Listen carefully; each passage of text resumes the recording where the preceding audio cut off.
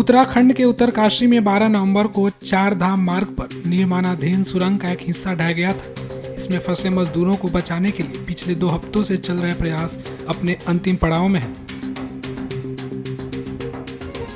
Demo के लिए pipeline के अंदर गए एनडीआरएफ कर्मियों ने कहा कि अभ्यास के दौरान उन्हें सांस लेने में कोई समस्या नहीं हुई और वे आराम से बाहर निकल सकते हैं।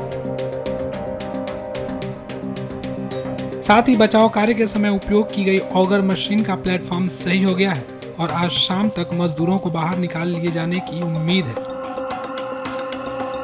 सड़क और परिवहन मंत्रालय के अतिरिक्त तकनीकी सचिव महमूद अहमद के मुताबिक बर्मा ड्रिलिंग मशीन को फिर से जोड़ दिया गया है। वेल्डिंग के बाद एक नया पाइपलाइन डाला जाएगा जिसमें 2 घंटे का समय लग सकता है। 2 घंटे के बाद सुरंग के अंदर फिर से पाइप डाले जाएंगे और मजदूरों तक पहुंचने की पूरी कोशिश की जाएगी। साथ उन्होंने बचाव कार्य में आ रही रुकावटों की भी जानकारी दी।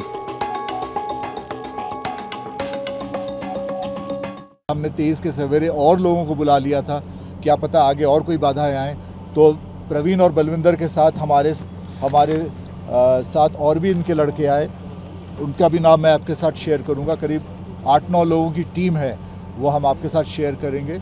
और ये लोग बड़ी बहादुरी से बिल्कुल फिर रात भर जाकर ये जो पाइप जो आप देखें जो छत पे ऐसा रहता है और लंबा सा ऐसे होके, और मलबा के साथ कोलैप्स के बाद ये मशीन में ये सामने ऑगर इसलिए चल नहीं पाया, तो वो ऑगर के जो ब्लेड्स हैं, वो ऑगर के ब्लेड्स के चारों तरफ ऐसे मुड़ गया।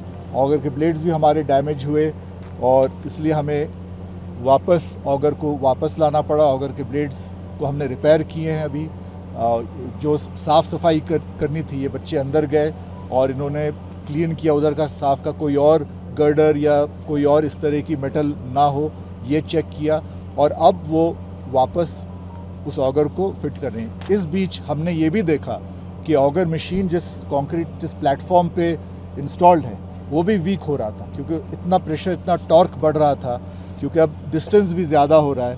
45 मीटर से और हम आगे जाने की कोशिश कर रहे हैं। तो हमने इसी समय, ऐसा नहीं कि हमने कोई भी समय वेस्ट किया है, कोई भी समय बेकार में एक्स्ट्रा लिया है, वैसा नहीं हुआ है। हम इसी समय जब ये क्लीनिंग हो रहा था, अंदर पाइप सफाई हो रही थी और जो जितने सारे मेटल के 4 पोल्स जो मैंने आपको अभी दिखाया, या उससे पहले भी जो गर्डर्स जो हमारे रास्ते पे अड़चन पैदा कर रहे थे, उसी वक्त हमने कंक्रीट का प्लेटफॉर्म किया, उसकी मतलब ग्राउटिंग की उसकी, और जो भी रॉक बोल्टिंग कहते हैं, रॉक बोल्टिंग भी की हमने, ताकि मशीन फिर से मजबूत से बैठा रहे।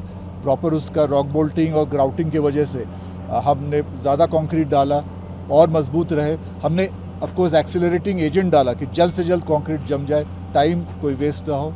हम ये करके सारा फिर से सेट किया। अब ऑगर को हमने वापस रीअसेंबल कर लिया है।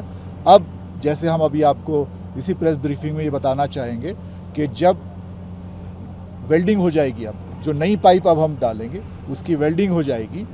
2 घंटे लगते हैं उसमें, वेल्डिंग के प्रोसेस में भी। आपको ये पहले भी मैंने समझाया है कि वेल्डिंग का प्रोसेस इतने बारीकी से हमें करना पड़ता है और इतने केयरफुली करना पड़ता है कि वेल्डिंग की जगह पाइप से भी मजबूत रहे। ये प्रयास रहता है हमारा। 2 घंटे बाद हम उम्मीद करते हैं वेल्डिंग हमारी पूरी हो और हम पाइप पुश करें, इस बार आगे पुश करें। इस बार कोई बाधाएं हमारे रास्ते पे ना आए, कोई अड़चन और ना आए, ऐसे हम प्रार्थना करते हैं। आप भी कीजिए हमारे साथ, ताकि हम तेजी से और आगे बढ़ें।